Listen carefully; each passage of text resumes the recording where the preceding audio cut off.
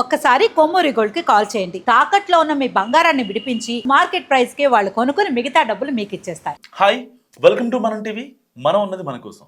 కరీంనగర్లో మరో పరువు హత్య జరిగింది. సరిగ్గా 2 నెలల క్రితం సొంత చెల్లినే అన్న రేప్ చేసిన ఘటన మరొక ముందే. కరీంనగర్లో మరో దారుణం జరిగింది. కన్న కూతుర్నే గొంతు నిలిమి చంపేశారు తల్లిదండ్రులు. కేవలం ఒక పెళ్ళైన వ్యక్తితో వివాహేతర సంబంధం పెట్టుకుందనే ఒకే ఒక్క రీజన్తో ఆ అమ్మాయిని అనంత లోపకాలకు పంపించేశారు తల్లిదండ్రులు ఇద్దరు కలిసి. ఈ ఘటనకు సంబంధించిన మరిన్ని వివరాలు మనం చూసుకుంటే, కేవలం రాపోలు అనిల్ అనే వ్యక్తితో అతనికి పెళ్ళయింది. ఆ పెళ్ళైన యువకుడు తమ కూతురు వెంట పడుతున్నాడని, ఎక్కడ అతడితో ప్రేమలో పడితే కుటుంబ పరువు పోతుందని భావించిన తల్లిదండ్రులు తమ పేగు బంధాన్ని తెంచుకున్నారు. కూతురికి బలవంతంగా పురుగుల మందు తాగించి చావకపోవడంతో గొంతు నిలిమి చంపేశారు. మొదట దీన్ని సూసైడ్గా చిత్రీకరించగా పోలీసులు తమదైన స్టైల్లో విచారణ చేపట్టిన తర్వాత అసలు మ్యాటర్ వెలుగులోకి వచ్చింది. ఈ ఘటన గత నెల 14న కరీంనగర్ జిల్లా సైదాపురం మండలం శివరాంపల్లిలో చోటు చేసుకుంది. దీనికి సంబంధించి హుజూరాబాద్ ఏసీపీ మాధవి నిందితులను ఇప్పటికే అరెస్ట్ చేసి రిమాండ్కి పంపించారు. సైదాపురం మండలం సర్వాయిపేట గ్రామ పంచాయతీ పరిధిలోని శివరాంపల్లికి చెందిన రెడ్డి రాజు, రెడ్డి లావణ్య దంపతులకు 2 కూతుళ్ళు, ఒక కొడుకున్నాడు.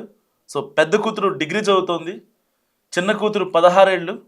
ఆ అమ్మాయి అక్కడే ఆ మండలంలోని ఒక ప్రైవేట్ కాలేజ్లో ఇంటర్ ఫస్ట్ ఇయర్ చదువుతోంది. బాలికను అదే గ్రామానికి చెందిన పోలు అనిల్, 29 ఏళ్ల పోలు అనిల్ కొంతకాలంగా ప్రేమ పేరిట వేధిస్తున్నాడు. అనిల్కు అప్పటికే వివాహమైందని, అతనితో మాట్లాడొద్దని తన కూతురును రాజు పలుమార్లు మందలించాడు. అయినప్పటికీ ఆ యువకుడు తరచూ ఇంటికి వస్తూ బాలికతో మాట్లాడుతుండడంతో తల్లిదండ్రులు ఆవేశానికి గురయ్యారు. చిన్న కూతురు వ్యవహారంతో తమ పరువు పోతుందని భావించారు. ఈ క్రమంలోనే కూతుర్ని చంపాలని నిర్ణయించుకున్నారు.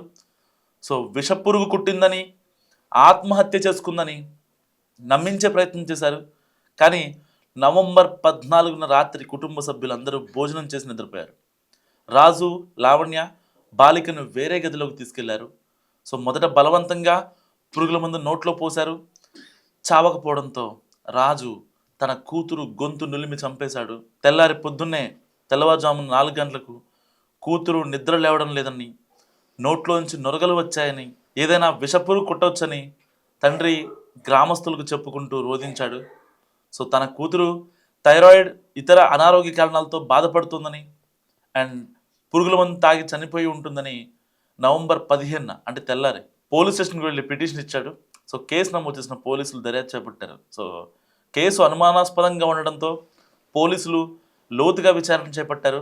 బాలికను అదే గ్రామానికి చెందిన అనిల్ ప్రేమ పేరుతో వేధించాడని, ఈ విషయమై బాలిక ఇంట్లో గొడవలు జరిగినట్లు కూడా పోలీసులు తెలుసుకున్నారు.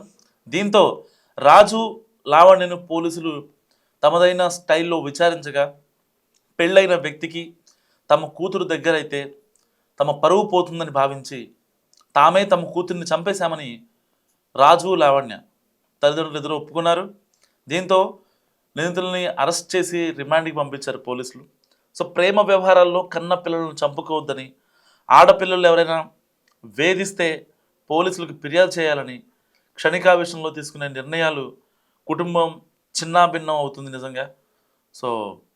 ఏదైనప్పటికీ అంటే పెళ్ళైన యువకుడు వెంట పడుతున్నాడని ఒకే ఒక్క రీజన్తో పరువు హత్య స్టార్ట్ చేశారు. గతంలో మనం చూసాం, చాలా పరువు హత్యలు జరిగాయి. 1 కాదు, 2 కాదు, దాదాపుగా ఒక వీక్కి అంటే కొన్ని రిపోర్టుల ప్రకారం ఒక వీక్కి ఒక పరువు హత్య ఎక్కడో చోట జరుగుతుంది. కొన్ని మీడియాకి వస్తాయి, కొన్ని మీడియాకి తెలియనివి చాలా, 1 కాదు చాలా ఉంటాయి పరువు హత్యలు. ఇలాంటి నేపథ్యంలో కన్న కూతుర్నే పరువు ఎక్కడ పోతుందో అని గొంతు నులిమి చంపేశారు ఆ తల్లిదండ్రులు. ఈ ఘటన గురించి మీరేమనుకుంటారు? మస్తు కామెంట్ చేయండి. చూస్తూనే ఉండండి మనం టీవీ.